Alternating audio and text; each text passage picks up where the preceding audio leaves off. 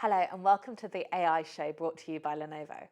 I'm your host, Emily Barrett, and I'm thrilled to be your guide into the fascinating world of artificial intelligence. In each episode, we'll dive deep into the AI universe, exploring the latest innovations, the people behind them, and how these technologies are shaping our future. On this episode, we'll be joined by Nigel, who I'll be discussing privacy and security with. So let's begin as we take you on our journey through the world of AI. So, hi Nigel, thank you very much for joining us Well, today. thanks, Emily. Thank you very much for having me. Do you want to just begin by giving us a little bit of an introduction to yourself? Sure, yeah. So I'm Nigel Cannings. I'm the CEO and co-founder of Intelligent Voice. I'm actually a lawyer by training. I don't tell people this a lot, but a technologist by passion. And I work in and around speech recognition, speech identification, and of course these days, generative AI, but specifically with a focus on security. So enabling people to understand what's being said in spoken content and video content, but in a really secure way. So they don't have to worry about sending data out to the cloud and perhaps it being leaked to someone. And if you think with medical and financial and that type of data, it's a real issue. Yeah, and I think that's one of the things that perhaps people are just starting to begin to get an understanding of are the privacy and security issues around a lot of the new technology that is blossoming at the moment in terms of speech to text and text to speech and any form of understanding what is going on within corporate environments, within medical environments, within financial environments, or any other highly sensitive environment. People are so used to things being kept confidential as default that I think understanding that actually if you are sending this data away to someone else, you have no control over it and you don't know what's happening with it. Yeah. I think that's a really important point for people to start getting their heads around, given the current boom in terms of what we're seeing with generative AI technologies. So do you want to tell us a little bit around how Intelligent Voice is different in that respect? Yeah, well, I think we've always been privacy and security first. So I first started the company just after the financial crisis. So the 2008, we all remember, the world went pop. And I had this mad idea that we could listen into everything that traders were saying on trading floors and read their emails and their instant messages and try and work out who was doing bad things effectively. What I discovered, unfortunately, was that the banks were more interested in allowing people to continue doing that. And it took a while of people having to pay large fines before they really began to appreciate the importance of this type of technology. But what it did allow me to do was to build a stack which was something could run completely privately on a customer's premises. So imagine you've got all these people on the phone all the time, they're trading highly complex derivatives or whatever. It's really secure, private, proprietary information. They don't want to be sending that out to the cloud because you really just don't know what's happening with it. So our job was always to balance the people needed cloud levels of accuracy, but they needed it in a really secure environment. So we were able to provide that, put it on a server in a data center, or a lot of servers in a data center, put it into a private cloud environment, maybe a private Azure environment, but always under the control of the customer. And so that's always really been my mission. And then in the last couple of years, we've been developing technology which takes things one step further. So even when something is being processed on your server in your environment, at some point it has to be unencrypted. So we've all heard about SSL and HTTPS and all this type of stuff, and we know that guarantees that when I'm sending the data, it's secure. Yep. But when it arrives at its destination, it has to become insecure so that the processing can take place. So we've developed technology that actually allows you to encrypt the data locally and send it all the way through an encrypted pipeline without the cloud provider ever being able to see that data. So we've kind of broken that unencryption link. And it's a patented technology because it was kind of clever, but it sounds pretty cool. But is something that we're looking to roll out kind of over the course of this year. We've already done some work. In fact, there was Microsoft announced some of the work that we did at their Ignite Mhm. show this year. Yeah. But we are really looking to push this not just in the cloud, but also really on premise as well. So we can actually look at doing a complete end-to-end encrypted pipeline for people. So yes, security, that's always been my thing. And yeah, it comes across very much that you absolutely have a passion about this. I do, yes. That you want to keep everybody's data safe, which Yeah. is, as I said at the beginning, like it's really, really, really important at the moment. And I think, yeah, especially with the rise of generative AI technologies that we're seeing coming through, and generally within the general population, I speak to family members about what happens with data that gets put into things like ChatGPT. And there's no general understanding of how that data then gets used, or the fact that that data is then used. Yeah. And I think that is a really key point for people generally to understand, but even more so if you are working in a highly regulated environment, or an environment where privacy is really important, or a corporate environment, right? You need to know where your data's going. You need to understand what's happening with it. And it really sounds like what you're doing and what you're offering gives people that capability, but as well as keeping everything locked down and secure, because I think a lot of people, they go to lock down and secure, and their data is locked down and secure, so they can't do anything with it, right? Exactly, yeah. And then what's the point in having all this data if you can't do anything with it, unless you have to keep it for regulatory reasons, right? Yeah. So it sounds like what you're doing is actually enabling people to get use out of that data, but maintain that level of security as well.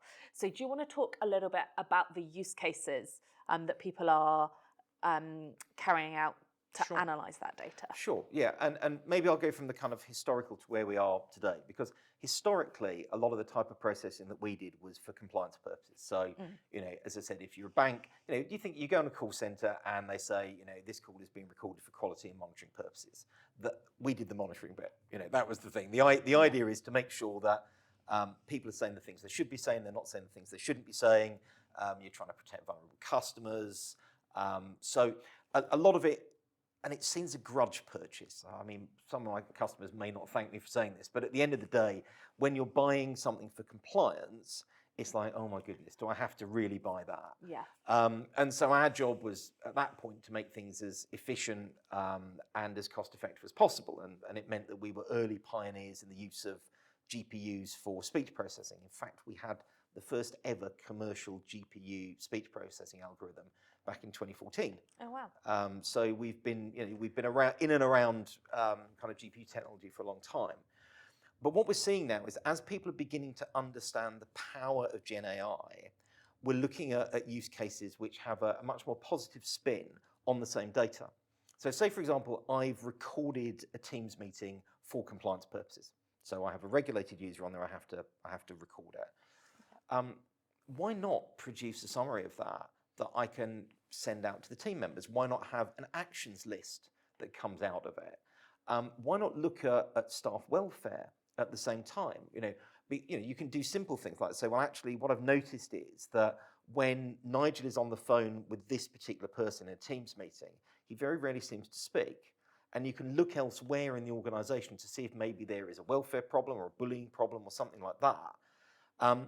And people will have seen that when you go on a Teams meeting, now on a Zoom meeting, it offers you the chance, we'll do you a summary, we'll do you this. In a regulated environment, you're not allowed to use that functionality because, as we said earlier, that data gets sent somewhere else and you don't know where it's going. And that is a real issue for people.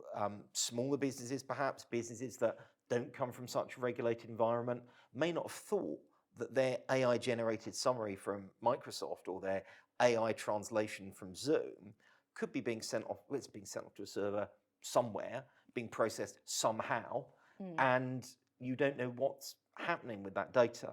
So what we're trying to do is get over the Gen AI fear factor. And this, for me, is one of the biggest problems at the moment. If you go into a regulated environment and you say, hey, I've got this Gen AI technology, the first thing someone does is they slam the lid down and they say, we're terrified of Gen AI. You know, you're going to send our data to ChatGPT. And so a lot of our job is about explaining to people how you can take the data they've got, you can run Gen AI models locally in an environment that they can see and control. You can provide explainability into it, so you show them how to build guardrails around it. You show them how to actually make the model explain what it's doing, and you use a lot of its predictive qualities rather than its generative qualities to get to a point where actually they can see an answer, and that's never gone to ChatGPT. It's never gone to Microsoft's OpenAI Azure. Actually, my horror story of the moment, right? My horror story. I've got to give you this one. So, in fact, I have two current horror stories, but let's do one of them first. Microsoft's OpenAI Azure service is sold to corporate customers as being a highly secure way of using OpenAI. And if you use any other Azure service, there's a whole load of stuff saying, we will never look at your data, we'll never do this, we'll never do that.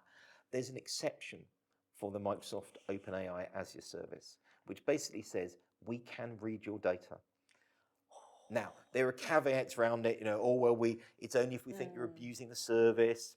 But think, say you're a law firm, okay? So, and we do a lot of work with law firms. Say you're a law firm and you're running a case, and maybe that case involves indecent images, for example. And you know, these are the type of things that we see. It could be criminal prosecution, or just the language that's being used in interchanges because it's a workplace bullying case or something is highly inflammatory. Effectively, what Microsoft is saying is, if we detect this, so we're going to read it using machines. We detect that you're putting this stuff through, and we're going to let a human look at that data. Now, so that totally breaches client confidentiality. It breaches, you know, half a dozen different rules. And of course, when you're using this service, because it's Microsoft's, you know, super encrypted confidential service, you don't think about it. You're actually assuming that you're covered by the general confidentiality obligations. So the world's gone mad when it comes to Gen AI and privacy. The things that we're allowing companies to do. So again, a few weeks ago, DocuSign. So, you know, I process all of my stuff through DocuSign. Who doesn't? Who doesn't? Exactly. You know, why would I use something else? It's the world-leading company for this. They announced very quietly in a change to their terms and conditions that they could use your data to train their internal AI models. It's like, what? And so someone complained, and they put an FAQ out and basically said, don't worry, we're going to anonymize all the data. Now it's like, hang on a second. Anyone who's ever done anything with anonymization knows the one thing you can't do with data is anonymize it. You really can't. And the US Census Office recently broke their own anonymization to demonstrate how easy it is to break anonymization. They red teamed it, and they demonstrated that you could uncover the identities of 25% of all people from their so-called anonymized data. So, you know, it's some really bad things happening out there, which is why this idea of trying to build open, transparent, explainable systems for people that they can look at has to be the answer to get over this fear that people have of Gen AI at the moment. And I think, you know, it's one of those things you can make people very scared of it. And so scared that they won't use it. But you get the other cohort of people who are just going around using it all over the place with no fear. Yeah. And actually, where we need to get to is that balance of, okay, we need to get that understanding of what the risks are and what the benefits are, right? Yeah. And in certain environments, the risks are too high to use something general purpose. Yeah. And that's fine. That's where people like yourselves can come in and assist and help in those environments, right? Yeah. It is making sure that you fully understand those risks. Yeah. And any implications before you go into using one of these services. Yeah, I think that's right. And you know, risk is a really interesting concept in terms of AI, because obviously we've seen with the EU AI Act that they've taken a risk-based approach. Exactly. Now, I don't necessarily agree with all the categorizations, but I think it's a really interesting approach that they took. Well, actually, the really interesting thing is the fact that they gave a let out to general purpose language models, Yes. Yeah. which was very interesting, which was done purely for Mistral, purely because the French government asked them to do it, Yeah. and also then allowed Microsoft to buy a bit of Mistral as a result of it. But that's a whole kind of, we were definitely not something to be explored on this particular. No, I think that's a whole. We'll leave that one to another. That's a different and episode. potentially absolutely. a drink at a bar. Yeah, somewhere. absolutely. Yeah. But the idea of looking at risk, I think, is extremely important. And we do see. I mean, we see here in the UK at the moment that we've kind of gone AI safety mad. So we had the Bletchley Park Summit. We've just had the recent announcement that there's now an MOU between us and the US about testing models for safety. We are a bit kind of obsessed with safety, but it's important. It's important, and we only have to. So we do a lot of work with deepfakes. So we do a lot of work, but being in the speech arena, you also need to look at the flip side of it. So we have identification technology which allows us to kind of cluster groups of people together. So we get a lot of recordings which are just say what's known in trading terms as an open line. So basically, there's a loop of recording which just takes place 24 hours a day, and people come on and they go off, and they come on, they go off, and you don't know who it's going to be. And regulators need to understand who that was, because if someone's making a trade, you need to know who it was, what they said, and when they said it. So we use this voice identification technology to do this.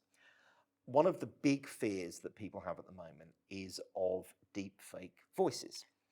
So the use of that to try and defeat authentication mechanisms, to influence elections. So the recent Biden one, the New Hampshire, go vote in New Hampshire one. Now that was created using 11 Labs technology, which is brilliant, by the way. I love what they've done. But their own deepfake detector couldn't detect their own deepfake, which was a little bit worrying. That's awkward. And at the moment, we are capable of doing it. So we were able to show that it wasn't him. And actually, we could also show which engine it came from, because all the engines that people use have a signature. But OpenAI last weekend said, well, we've now got a new voice cloning technology that's so dangerous, we can't allow it out into the wild. That's what they said. Now, bear in mind, they also said that about GPT-3 as well originally. It was so dangerous, we can't allow it out into the wild. So, and then they allowed everyone to use it anyway. But nonetheless, leaving that to one side, we are going to get to the point where generative video and audio is so good and so authentic that it is actually going to be very, very difficult for people to detect. In fact, it may not be you and I sitting here at the moment. Who knows? We could just be generated versions of ourselves, and we are sitting in that bar that you were talking about having a drink. Precisely. But it does mean that we've all got to be. There is a reason to be fearful of that, but you deal with that by education. Yeah, that's the thing. 100%. You don't deal with it just by sticking your head in the sand. You don't deal with it just by running away from it. And it's also very difficult to legislate against it as well, because this stuff is going to happen if there's a law in place or not. So education for me, again, is probably one of the most important things, is getting people to understand what the real risks are, getting people to understand what the mitigation strategies are, and dealing with it in a balanced way. Because if we were going to get rid of all technology that was dangerous, then, well, I'd have to do something with my iPhone, and I'd have to smash my PC at home, because that's the thing which I would use to write the code to build a large language model that could then go off and do something else. So, we have to be sensible about how we deal with it, I think. Yeah, I mean, I'd agree. It's that understanding and making sure that people have a good balance, right? Of not being afraid, because some of this tech is really useful and it is really helpful. And, there are a number of things that we've discussed today which are really good use cases for this, where it stops other bad things happening. But there is the dark side to all of this technology, whether that is deepfakes, whether that is unknown actors accessing data, whatever that is, it is a risk that people do need to have an understanding of. So I think, like everything, there's a good side to this and a bad side to this, and it's making sure that people have the knowledge of that balance of the two. It's not wholly one or the other. Yeah, yeah, and certainly to date, a lot of the fears, the kind of existential fears, just aren't panning out. Yeah. So even GCHQ said a couple of weeks ago, they said, well, actually, it's going to be at least 3 years before there's any AI that's really capable of producing malicious code. And there's something called, I think, Worm GPT, which people have been trying to use, and it just produces rubbish, basically. So the kind of killer robots taking over the world stuff.